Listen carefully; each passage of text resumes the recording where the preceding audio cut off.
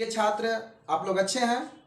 आज से मैं एनसीईआरटी 10 क्लास का मैथ लेकर आया हूं और आज पहले चैप्टर से शुरुआत कर रहे हैं, जिस चैप्टर का नाम है नंबर सिस्टम यानी संख्या पद्धति। संख्या पद्धति से शुरुआत करेंगे और आप जो लॉकडाउन के कारण क्लास बंद है उसको अपने घर पर बैठे मेरे चैनल पेन शक्ति को सब्सक्राइब करें और उस पर जाकर सब टॉपिक वाइज प्रश्न को देखते रहें और उसको हल करते रहें, पढ़ते रहें। धन्यवाद। तो आज मैं आप लोगों का स्वागत करते हैं अपने पेन शक्ति चैनल पर और पहले टॉपिक का शुरुआत करते हैं समय गंवाए बिना।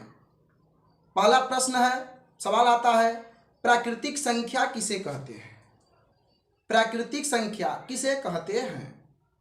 आंसर, गिनती गिनने वाली संख्या को प्राकृतिक संख्या कहते हैं। अर्थात जो संख्या एक से शुरू होकर अनंत तक जाती है उसे हम प्राकृतिक संख्या कहते हैं। Example 1, 2, 3, 4, 5, 6 etc। दूसरा का आता है प्राकृतिक संख्या के बाद पूर्ण संख्या।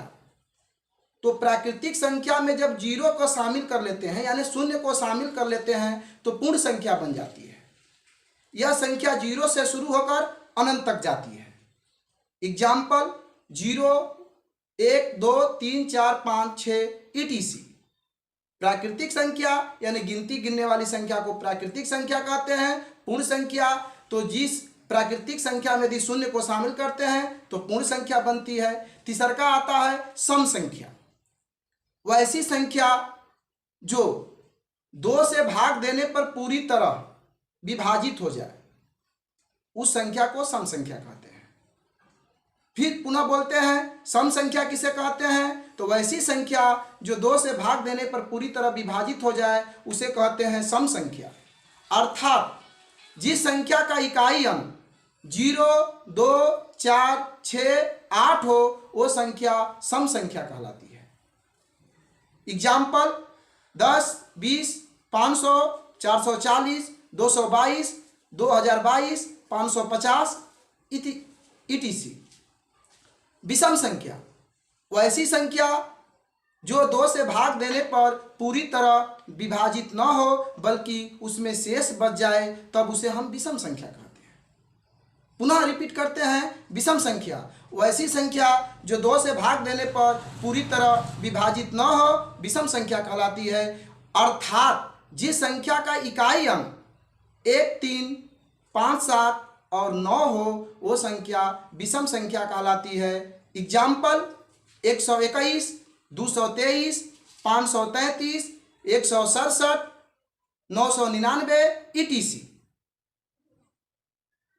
उसके बाद आता है सम विषम, समझ गए। अब आता है भाज्य संख्या।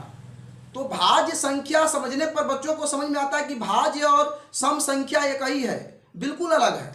भाज्य संख्या का परिभाषा अलग है। वैसी संख्या जो एक और स्वयं के अलावे एक और अंक से कटे, वैसी संख्या जो एक और स्वयं के अलावे एक और अंक से कटे उस संख्या को भाज्य संख्या कहते हैं।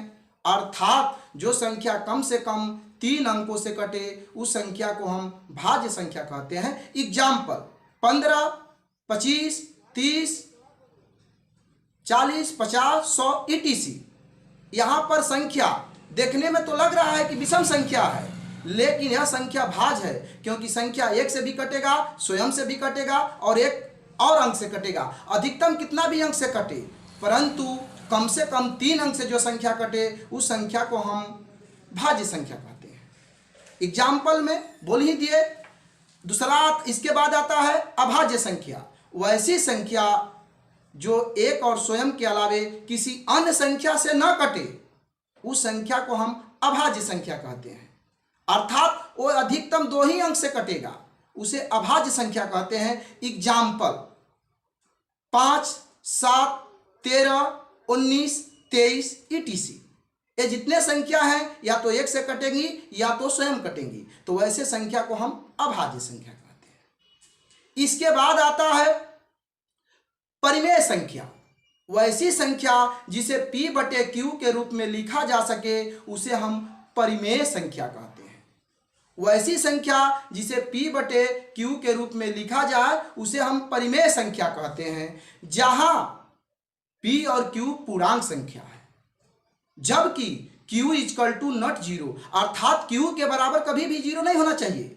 p के बराबर तो जीरो हो सकता है परंतु q के बराबर जीरो नहीं होना चाहिए। तो फिर से हम पुनः रिपीट करेंगे, परिमेय संख्या क्या है? वैसी संख्या जिसे p बटे q के रूप में लिखा जा सके उसे परिमेय संख्या कहते हैं।